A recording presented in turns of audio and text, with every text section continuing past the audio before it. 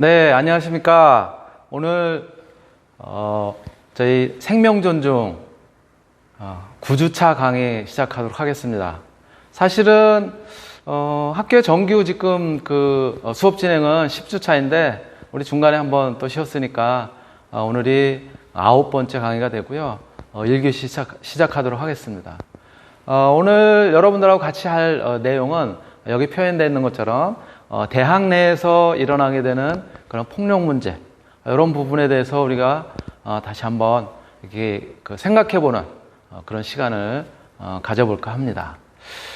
대학 내에서 일어나는 폭력 문제, 뭐 여러 가지가 있겠죠. 예. 바로 대학 내에서 일어나는 폭력이라는 것은 어떠한 것들을 대학 내 폭력이라고 이야기를 할까요? 요거는 어디에 뭐 사전적으로 정의가 되어 있거나 그렇지는 않아요. 제가 자료라든가 이런 것들을 쭉 이제 확인을 하고 또 나름대로 정의를 한번 내려본 거예요. 현재 이제 우리 지금 이 시대에 대학 내에서 일어나는 폭력이 무엇인지를 정리를 했더니 이런 식으로 정리를 할 수 있을 것 같아요. 해마다 신학기면 되풀이되고 있는 신입생에 대한 선배들의 가혹행위로 인한 사망사고라든가 또는 MT 등에서의 강압적인 음주폭력들, 그리고 또 사회적인 문제로 대두되면서 이런 것들과 함께 또 대학 내에 만연한 성폭력. 성폭력은 우리 미투 시간에도 이제 배웠었지만 크게 이제 세 가지라고 말씀을 드렸었죠. 그쵸? 예. 성희롱, 성추행, 그리고 성폭행 이렇게 된다고 말씀을 드렸는데 바로 그러한 이제 성폭력의 문제. 그리고 이제 대학 내에는 또 젊은 청춘들이 함께 이렇게 캠퍼스 내에서 어울리고 또 강의도 하고 그러다 보니까 이 남녀 학생들 사이에서 일어나게 되는 데이트 폭력 등 이러한 문제들을 갖다가 이를테면 우리가 대학 내 폭력이다 라고 이야기를 할 수 있을 것 같습니다. 물론 이거 이외에도 뭐 이를테면 사이버 상에서 자행이 되는 그런 어떤 이제 사이버 불링이라든가 뭐 이런 문제도 있을 수는 있어요. 근데 그거는 공간을 뛰어넘어서 대학이라는 그런 공간을 뛰어넘어서 일반적인 공간에서도 충분히 일어나고 그러한 문제들이기 때문에 그러한 부분들은 이제 또 다른 측면의 그런 이제 내용이다라고 이제 판단이 돼서 이런 정도로 정의를 했고요. 따라서 대학 내에서 일어나게 되는 폭력의 종류는 이렇게 첫 번째, 선배에 의한 물리적 폭력. 군의 상명하복 문화에 뿌리를 둔 폭압적인 군기잡기. 특히 이제 예체능 계열이라든가 소위 이야기하는 선후배 간의 어떤 위계 질서 이런 것들이 많이 전통적으로 뿌리 잡고 있는 이제 이런 쪽에서 많이 일어나게 되죠. 그리고 강제적인 이제 음주 폭력들, 신입생활형이라든가 이런 데서 강제로 술을 먹인다라든가 이런 요소들이 있는 것이죠. 두 번째가 뭐냐면 이제 성폭력의 문제예요.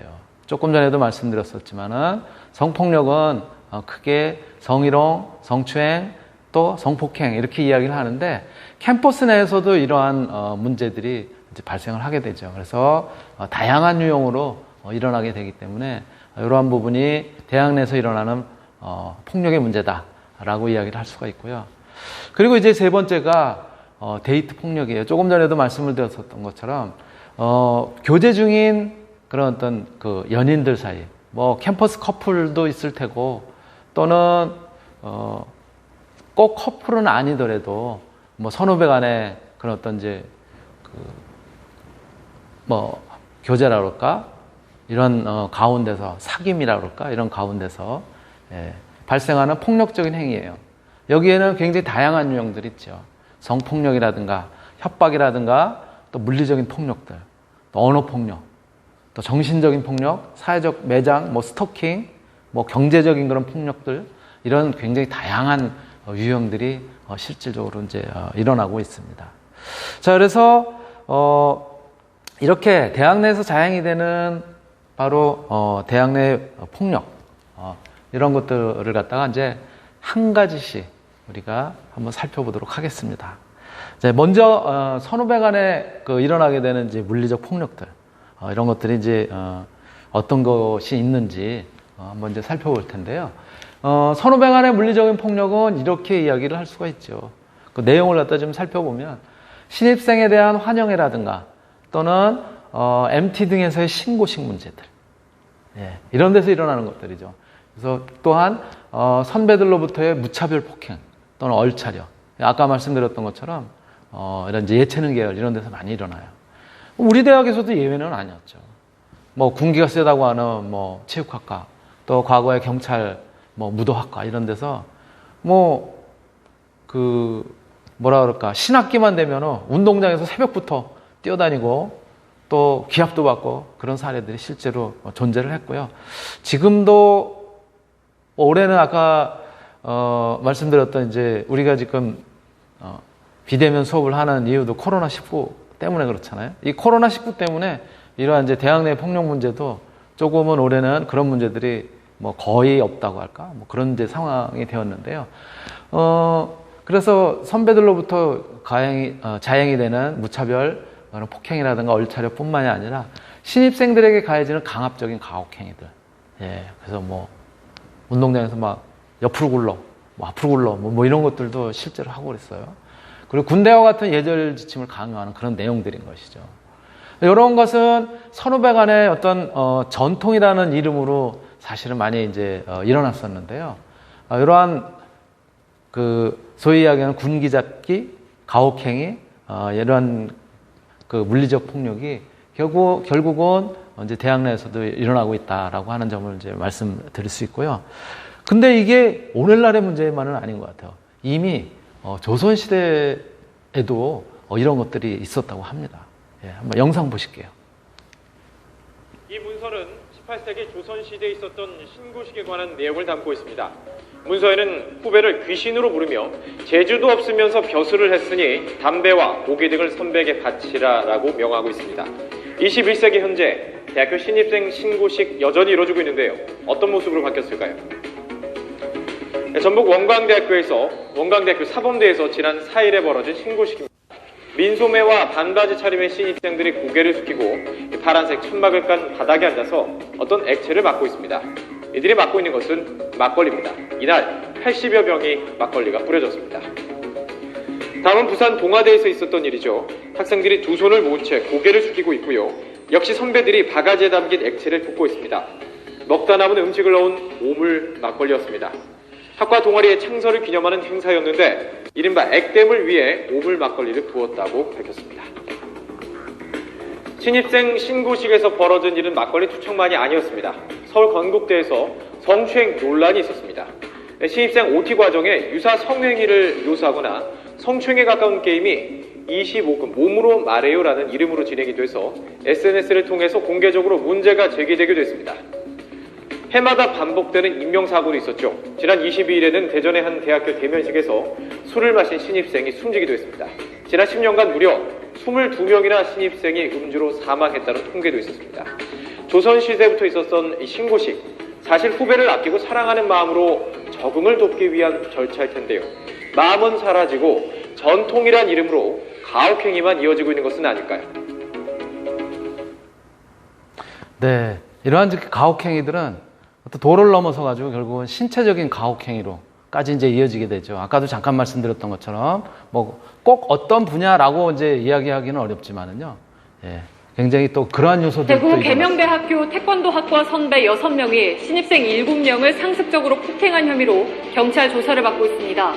이들은 후배들이 열심히 운동하지 않는다는 이유로 몇 달 동안 11차례 플라스틱 파이프 등으로 때렸고 수시로 뒷짐을 지고 바닥에 머리를 박게 하는 속칭 원산 폭격 등의 가혹행위를 한 혐의를 받고 있습니다. 네, 이러한 신체적 폭력뿐만이 아니라 사실은 남학생들만의 문제가 아닌 것 같아요. 제가 오늘은 이제 시간 관계상 좀 제가 생략을 했는데 뭐 여대에서도 여기저기서 하여튼 이러한 이제 대학 내 폭력 문제들이 사회 문제가 되고 실제로 이제 그랬던 것이 이제 방송으로 이렇게 전달이 되기도 이제 하고 그랬어요. 이러한 이제 물리적 폭력들이 대학 내에서 아직도 일어나고 있다라고 하는 안타까운 점들이 있고요. 또 하나 이제 그 다음 거를 우리가 이제 살펴본다면 대학 내에서 일어나는 이제 성폭력의 문제예요. 대학 내에서 일어나는 이제 성폭력의 문제는 혹시 마이크 켠 사람들은 마이크 꺼주세요.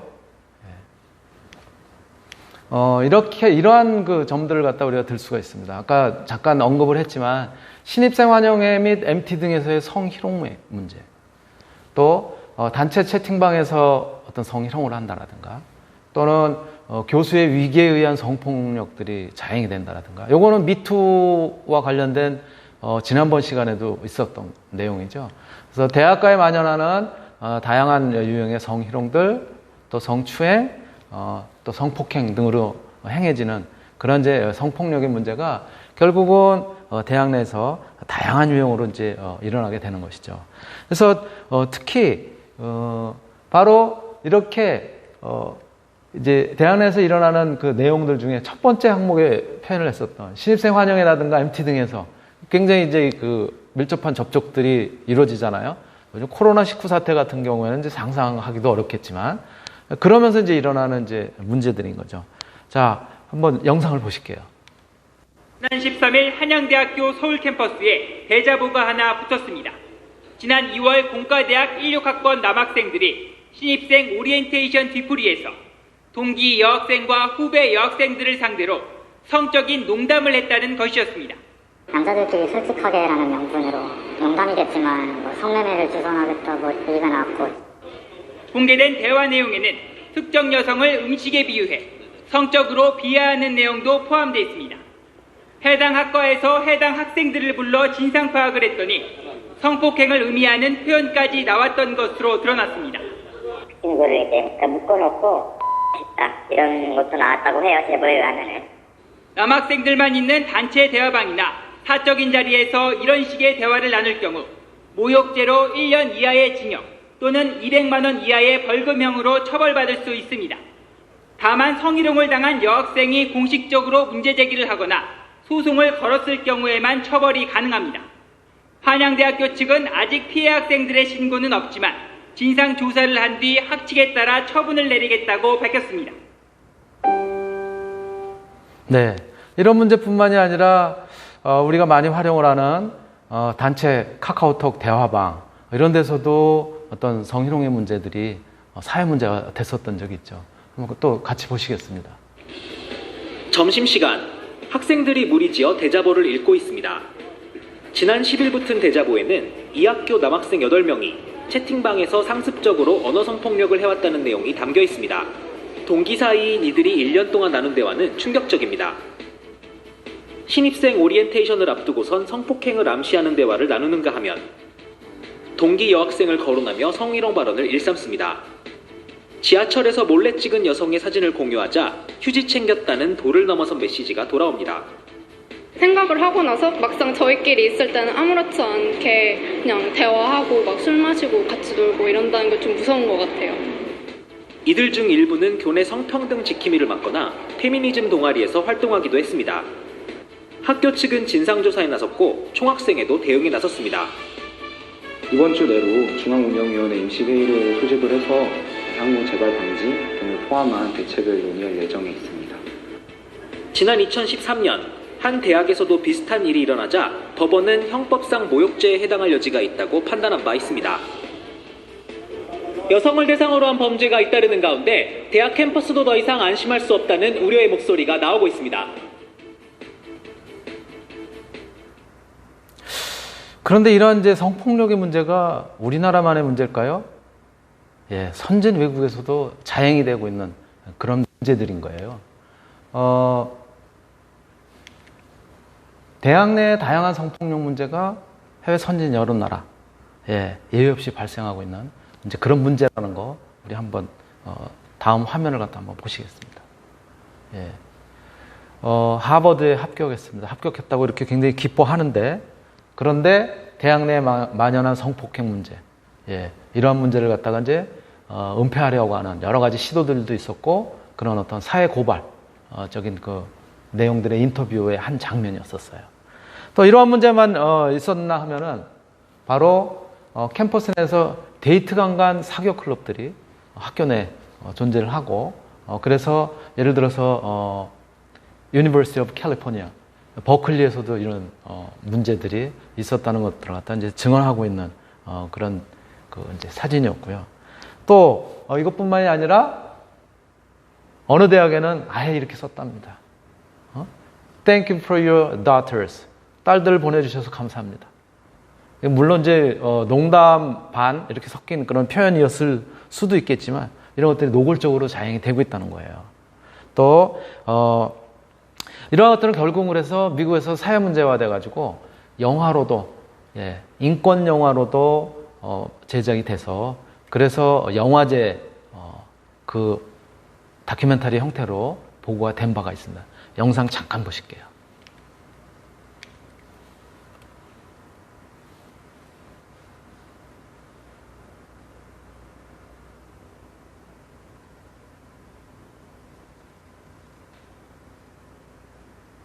Asking if you were to get into Harvard, would you accept? And I said yes, because I knew my mom would kill me if I said anything else.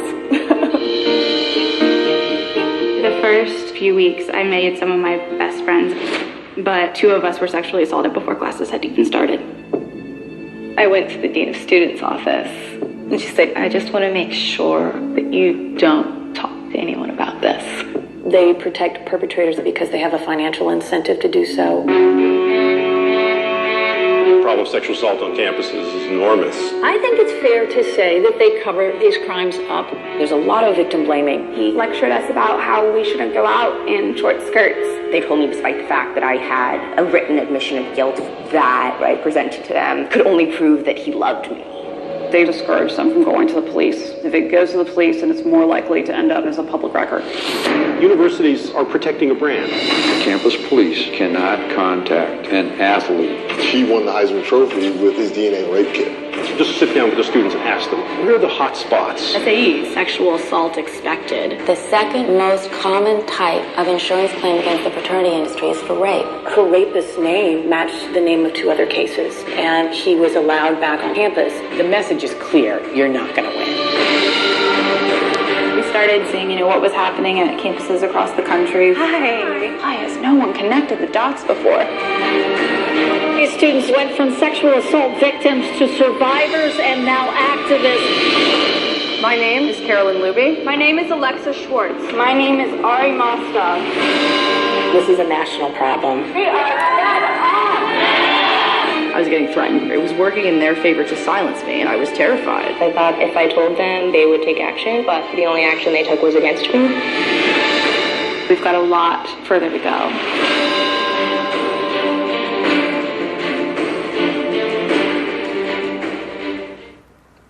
네, 헌팅 그라운드라고 하는 그런 인권 영화제에서 그려진 그런 이제 영상들인데요. 바로 이러한 것들이 미국 대학가에서도 횡행하고 있다는 거예요. 바로 그런데 이렇게 대학가에서 일어나는 성폭력의 문제, 이런 것들은 어떤 부분을 갖다 이제 담고 있냐면은 성폭력은 어떤 한 사람에 의해서만 어떤 결과로 이제 나타나는 것이 아니잖아요. 상대가 반드시 있기 때문에 그 상대의 동의를 갖다가 얻었을 때만이 어떤 성과 관련된 그런 이야기라든가 또 행동을 갖다 이제 해야 된다는 이제 그런 측면이 있다는 거죠. 그래서 마빈 주커라고 하는 이제 판사는 성폭력 사건에서 가장 중요한 것은 상대방이 동의를 했는가, 성희롱의 문제이든 성추행의 문제든 그렇지 않다면 이건 다 범죄 행위다라고 그렇게 이제 이야기를 하고 있고요. 또 이뿐만 아니라 그래서 이제 캘리포니아 법원에서는 아예 이런 이제 그 성추행의 문제, 희롱의 문제, 폭행의 문제를 전부 강강 수사 원칙으로 전부 전환을 시켰고요. 예스 하지 않았다면 모두 이거는 이제 그 범죄 행위다라고 해가지고 그래서 재판에서도 반영을 하기로 그렇게 했다는 그런 이제 내용이 전해져 있고요. 바로 그러한 차원에서는 성폭력의 문제, 이것은 특히 이 상대방의 동의가 굉장히 필요하다라고 하는 그런 내용들에 대해서 이야기하고 있습니다. 같이 한번 영상 보실게요. There's one thing I can never have sex without. It's not something I carry in my wallet. It's not something I can buy or something I take. In fact, it has to be given to me. It's consent. And without it, I can't have sex. And neither can you. Because sex without it is not sex. It's rape. Consent. If you don't get it, you don't get it. It's on us to stop sexual assault. Learn how and take the pledge at itsonus.org. 네. 이렇게 동의 없는 그런 모든 행위는 범죄이다라고 이제 이야기를 하고 있고요. 이러한 또 대학 내에서 이렇게 일어나는 그런 이제 성폭력 문제가 굉장히 아이러니한 부분도 또 사실은 있어요. 뭐냐면은 이 신문에도 한번 소개가 됐었던 내용인데요. 대학 내에서 일어나는 성폭력 피해자의 92%가 학교에도 신고 안 하고 그런다는 거예요. 그 이유가 뭐냐면은 해결이 안 될 것 같아서. 그리고 또 2차 가해가 나한테 돌아올 것 같아서. 이러한 문제들이 굉장히 횡행하고 있다는 거예요. 바로 굉장히 특수성을 가지고 있고요. 또 다음 영상은 이제 여러분들이 보시면 아까 잠깐 나왔었던 부분인데요. 대학 내에서 자행이 됐었던 단톡방에서 일어나는 성희롱, 그 피해자가 직접 나와서 이런 문제들이 우리가 어떠한 경각심을 가져야 되는지에 대한 그런 이제 이야기를, 메시지를 갖다 이제 전하게 됩니다. 같이 한번 보시겠습니다.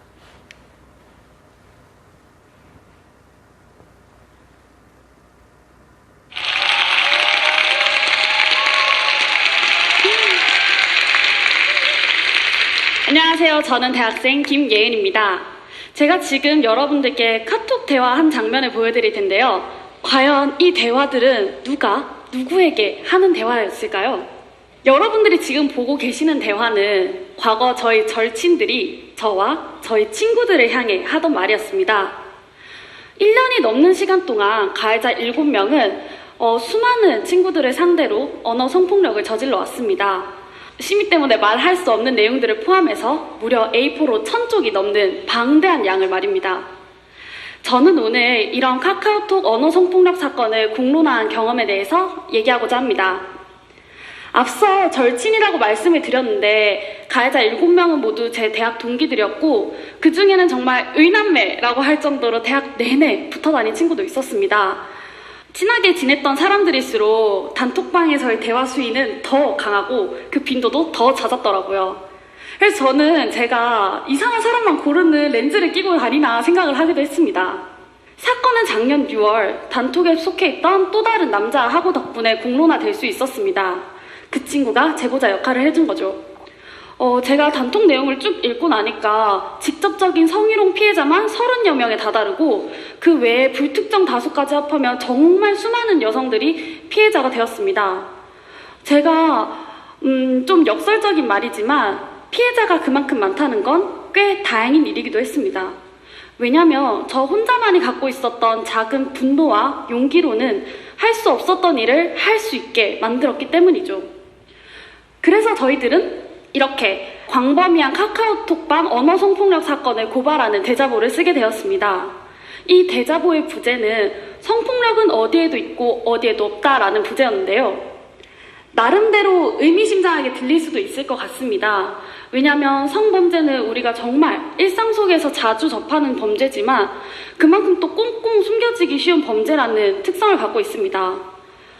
그리고 큰 특징은 가끔 가해자, 심지어 피해자조차도 이게 성범죄다라는 인지를 못하는 경우가 있다는 점인데요.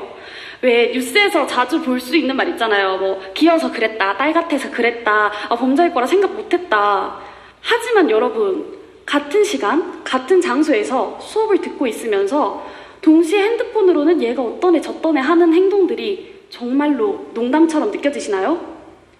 실제로 제가 카톡방을 쭉 읽다가 이 사실을 확인했을 때는 정말 충격적이더라고요.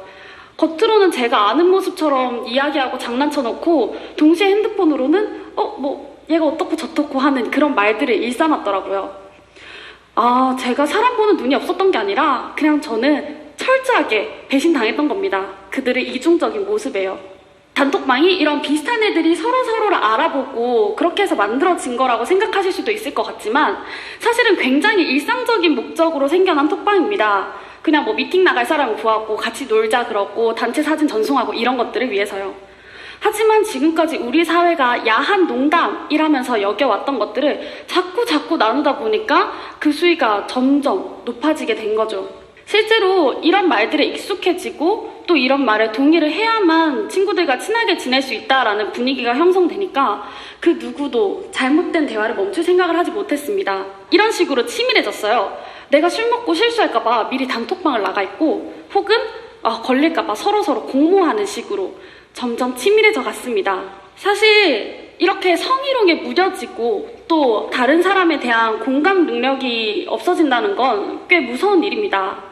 제가 제일 처음에 이런 단톡들을 쭉 읽었을 때 정말 너무 충격적이고 역겹고 막 꿈을 꾸는 것 같았어요.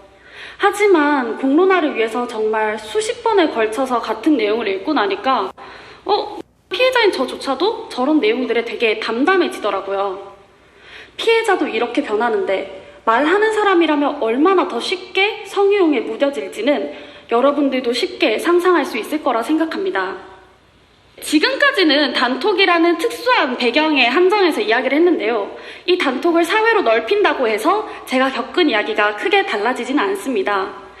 우선 온라인에서는 아까 말씀드린 것처럼 농담이네, 사생활 침해네, 표현의 자유네 하는 그런 2차 가해에 해당하는 말들이 정말 많았고요.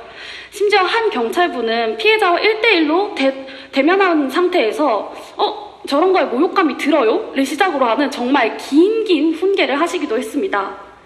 또 학교에 아무 실효성 없는 징계에 분노하면서 항의 전화를 했더니 우리끼리 그렇게 정한 거고 그 자세한 이유까지 내가 알려줄 이유가 없다 라면서 저한테 굉장히 짜증낸 담당자의 목소리가 저는 아직도 생생합니다. 그 외에도 우리도 운이 좋았어 라고 말하던 남자 동기들도 있었고요. 바로 옆에 서 있던 제가 피해자인 줄은 모른 채 아무 말이나 툭 내뱉던 이름 모를 학생도 있었습니다. 이처럼 본인들은 가해자들과 똑같이 폭력적 분위기에 익숙해져 버렸다는 걸 과연 알고는 있을까요? 사실 이곳에 계신 저와 여러분도 이런 익숙함에서부터 자유로울 순 없습니다. 왜냐하면 우린 단 한 번도 폭력이 사라진 사회에서 산 적이 없기 때문이죠. 그게 바로 우리가 성범죄 뉴스를 듣고 그저 가해자를 손가락질하는 것에서 그쳐선 안 되는 이유입니다.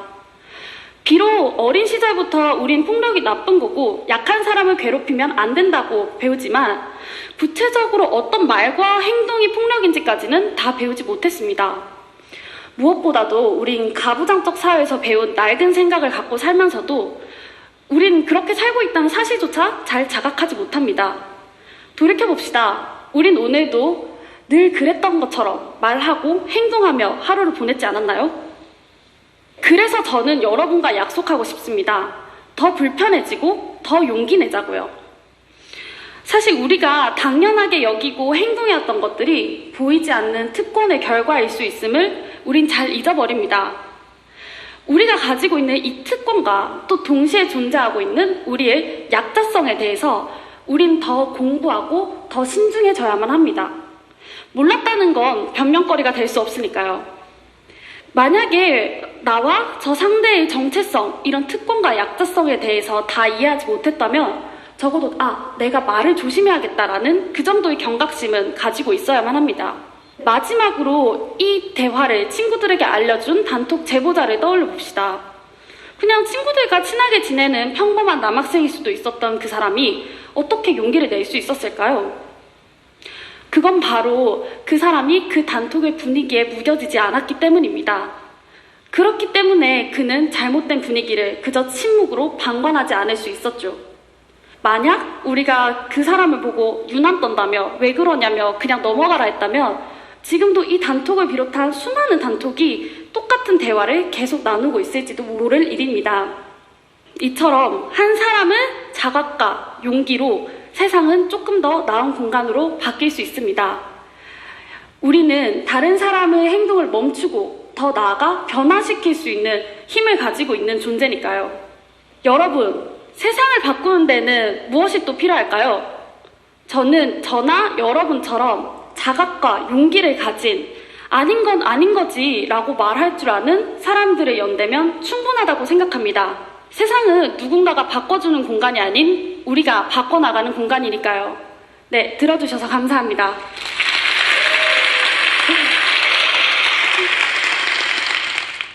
네, 영상 잘 보셨죠?